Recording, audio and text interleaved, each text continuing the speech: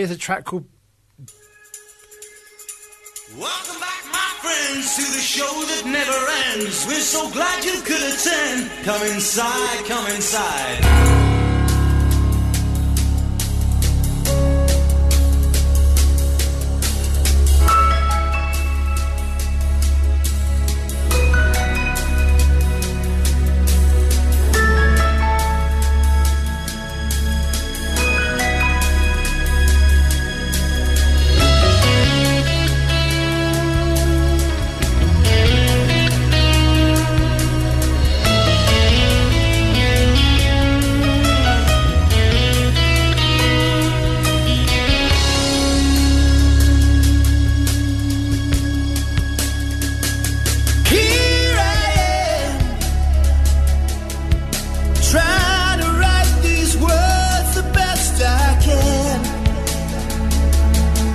Sometimes a lover deals a hidden hand,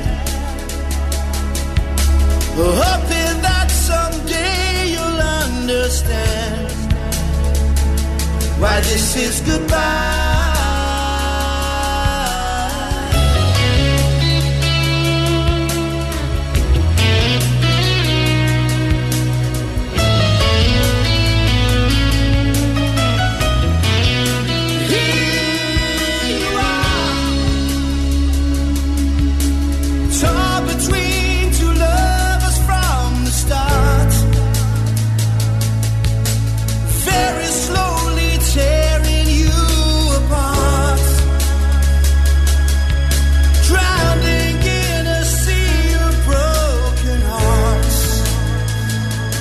Fighting for it,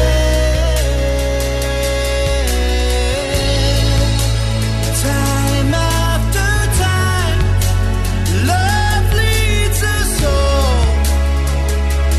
Whoa, whoa, whoa. Takes us to the edge, leaves us to fall.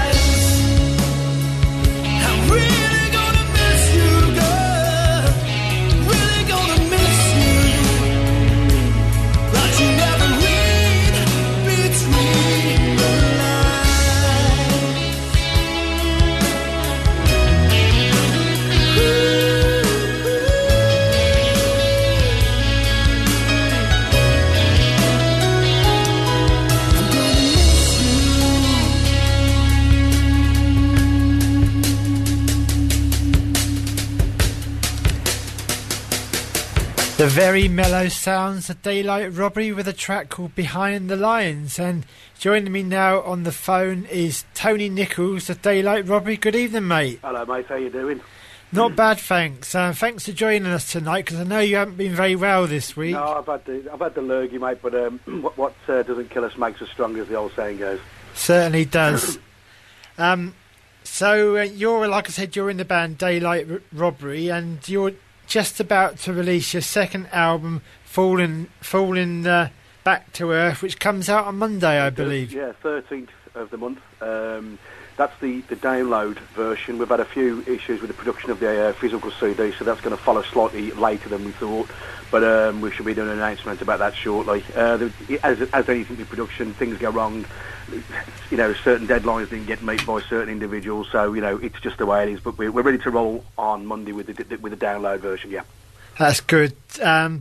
So that's your second album. So how's it been going? Because your first album I got recommended to me by Jezza. I think he saw you in Bristol. Right. Okay. Yes. Yeah. It's going very well, mate, to be honest with you. I mean, that would have been Bristol. That would have been the Uriah Heep show, then, wouldn't it? Yeah, I think it was. Yeah, yeah. That was a great night. I've met Jazzy. Yeah, I think we met. Yeah, vaguely. I think we did. It's going really well, mate. I mean, we put the first album out, and that went fabulously well for us. We did the dates to Uriah Heep, did Hard Rock Hell. You know, playing on the same bill as people like Tesla and whatever. Can't be bad for business. You know, we've done lots of other things that have been really exciting. We've been asked back to Hard Rock Hell in March. As you know, next Saturday we're playing for the Legends of Rock Festival at Great Yarmouth, which we're all looking forward to. So it's been mega, mate. And to be honest with you, myself and Mark and the band, I mean, we've got the songs sort of ready to go. It took us a little bit longer to get into production, so the album's taken a little bit longer to get out there. But you know, it's in the modern world. It's just we've worked at it. We've worked hard. We've got it down, and now it's out there. So hopefully, people are going to enjoy it. I'm sure they will. So where'd you get your musical influences from? Because I have heard some people refer to you as the new melodic rock. Like you're the new champions of melodic rock. So well, we get resembled to Magnum and stuff like that. But to be fair, I mean, even though Magnum is a fantastic band, we're not sort of, you know, big followers of them, and obviously we're, you know, respective of their work. It's mega, to be fair. I mean, we listen from, you know, Dream Theater through to Richard Marx, from Journey to, you know, Van Halen. I mean, all of us are big, you know, fans of different types of music. We've got guys in the band like Dave, who plays keyboards for us. He's very into the instrumental side of things, which comes across like in his piano and keyboard playing, I think. It's a mix. I think it's a mix that works. So obviously, we brought Dave in after the departure of our original keyboard player. As usual, things in rock and roll don't always work out. That's the way it goes. And the same happened with our drummer. You know, we wanted to move on, and then, you know, we were approached by, you know, our original drummer, Chris Miller, who we haven't seen for a few years, and we got on like a house on fire then. So he's joined us, and I think it works. I think Daylight Robbery has gone from strength to strength and sounds, you know, as leaps and bounds better than the first album, even though the first album, I think, is a good album. They're both good albums. When I was listening to this album, your new album, last week, to be honest with you, I found a job picking 3 tracks to play, because I decided to make it my album of the week this week, and I couldn't decide. So in the end, you helped me out, and you picked the tracks. Well, yeah, I mean, I mean, that's great that you said that. I mean, to be fair, there was probably a bit more to this album, but we narrowed it down to the sort of 9 songs and an intro, because we thought that was all. We were happy with that as an album. We didn't feel that the other songs that we put to the album worked, so we all agreed that would be Falling Back to Earth. But as you say, for us, there was no filler. We removed any songs that had any slight issues to give the listening audience, you know, 10, including the intro, very strong, you know, moments of music, you know, whether it be an intro or songs. And I think by the time you come out of Running Out of Time on the last track, I think it speaks for itself. I think that is, for us, it was, you know, we were happy with that as an album. That's good. So how'd you come up with the name of the album? Because I was wondering about that. It's got great artwork, and it's a great name. It won't. I mean, we sort of got, when we played Hard Rock Hell, we were accused of being somewhere in the middle of melodic rock and prog. Now, I never thought of that because I mean, even though I'm fans like you played Marillion earlier, I mean, I like all music, including some prog. I'm a Pink Floyd fan and stuff like that as well. So when we put the album together, it was almost like, well, we've been out there in the wilderness. Now we have to put something else out there to show our credibility, to show people that we can write a second album. So we've got to come back to earth, and that's why we thought, the idea of falling back to earth instead of coming back with a bump, and realising that, in this industry, you have to keep maintaining the standard and putting quality work out there. So we fell back to earth and started again to produce a second album. But it certainly worked, and I can see where they're coming from, about somewhere between melodic and prog. I can sort of hear that. Yeah, I think what it is. I think because Mark, I mean, I'm sort of Mark Carlton's. Who's like my writing buddy. I mean, he's a massive Dream Theater fan, and he's sort of slowly over the years sort of tickled my chin with him, and I've sort of pick up on moments. I think you hear those in sort of Paradise Is Lost. Because Paradise is a big number. I mean, there's a lot going on there. The big middle eight, the vocal, Nikola Tesla speech, and all that sort of stuff about free energy. That was territory that we'd not really touched on. We did a song on the first album called "Crossing the Great Divide," which was about people waking up to the realities of what's going on in the world. That either we cross the Great Divide and get rid of all of the faith and religion and all those sort of things that divide us.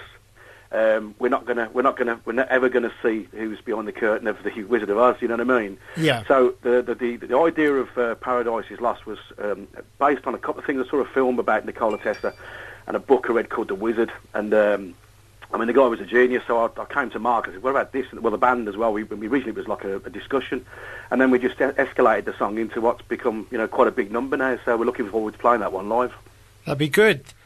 So I've got a question I ask all my guests on the show. If you can go back in time, who would you like to see on stage, living or dead? I think probably one of the most interesting guys there's two actually. I think the first one would be, can I do two? Yeah. All right, okay. The first one I think could have done a lot more, but maybe it's, sometimes you have to accept that these guys just really want to leave this consciousness. It was Jim Morrison from The Doors. And I think the other guy who I'd like to have seen do more in the band structure, but unfortunately couldn't, even though everything he did afterwards was so good, was Roger Waters from Pink Floyd. Yeah, I can understand that. This last Pink Floyd album, I just don't understand. It's not Pink Floyd to me. It's basically Dave Gilmour putting what's left out with Nick Mason, in my opinion, doesn't contribute anything to the band. Are you on about this forthcoming release that you got coming out? Yeah, it don't make any. I mean, the Division Bell, I sort of got that because obviously Rick Wright was on it, Richard Wright, and I got that because obviously he was always an interesting member of the band who brought some incredible keys to it. But even though I've got great respect for Dave Gilmour, I just think it's funny to put something out called Pink Floyd, and people are saying to people like Roger Waters, how's he going to sound? And Roger Waters saying, I've not been in Pink Floyd since the 80s. So well, I'm certainly interested in hearing how it sounds. Yeah, I think it's going to be a montage of what's left from the Division Bell. To be honest with you, for a band not to produce anything from the Division Bell is quite a long time. Yeah, I can sort of see where you're coming from with that, but I'll reserve judgment on that to actually hear it. But I think you're probably right. Yeah, like I say, I'm interested in hearing it. Whether I'll buy it will be another thing, because I'm a massive fan. I own everything, back to old demos and stuff like that with the Sid Barrett years. But whether I get calling this Pink Floyd, is this really Pink Floyd? Or is it Dave Gilmour's solo project? I mean, why not just call it a Dave Gilmour album and you can write a few more then, can't you? Yeah, you certainly can. You know what I mean? So we'll see. I'm probably being a little bit cynical, but, I think at the end of the day, when I think what we've been through over the last sort of couple of years to put this album together, to put a few songs together that that maybe are just what's left over from the good stuff they put out in Division Bell. I don't know. I'm waiting to see, I think. That's good. Okay, we're going to play another track now. Right. I'm going to play the other track you mentioned, Paradise Is Lost. I'm going to play that in the second hour, but now I'm going to play Falling Star. Okay, mate. So what's your thoughts on Falling Star? Right, okay. This song was a montage of ideas that I talked to the band. I mean, we've got a sort of a musical structure and stuff, and obviously Dave brought some incredible keys, but it's a story of maybe Amy Winehouse. It's a story of, anybody, your Jim Morrisons, anybody, your Jimi Hendrixes, your Janis Joplins.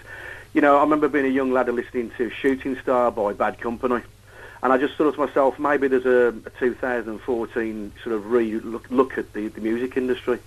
we seem to be even more reckless with people than we ever was in the 60s and 70s. You know, it's like we create these Frankensteins and then we're happy to destroy them, and we actually get entertained with their downfall as well these days. Where in the old days you were absolutely devastated if Paul Kossoff's found dead or whatever, you know. So that's what Falling Star's about. That it's a 2014 visit to people who take on the excesses of rock and roll. Okay, let's hear it then. Thanks for joining me tonight. Hopefully you feel a bit better soon. And good luck for the gig on the 18th of October. Thanks for having me on. Okay, thanks a lot, mate. And thanks for supporting the band. I'll speak to you soon, brother. Okay, bye. Cheers now.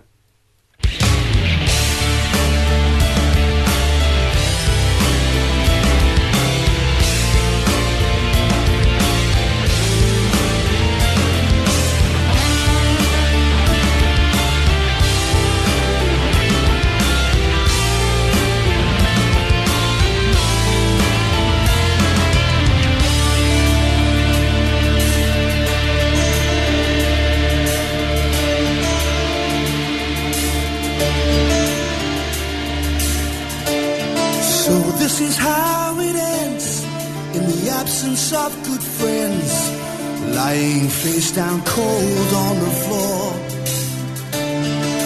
Pictures from the past, pills and broken glass, your demons won't haunt you anymore. So where are you tonight, a distant shining light?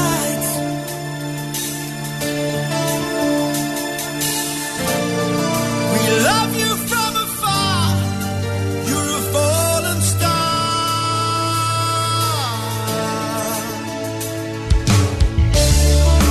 Whispers from the wings of what fame and fortune brings became a distant eyes to the ears.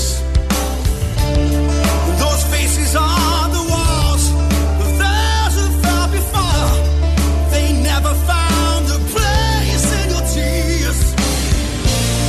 So where are you tonight? A distant shining light.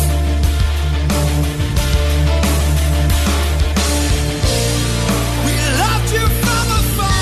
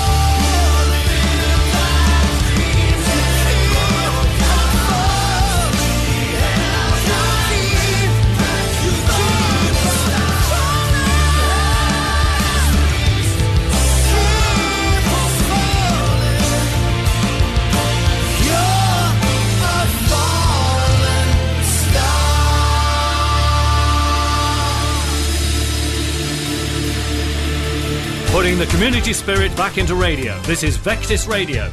This is Vectis.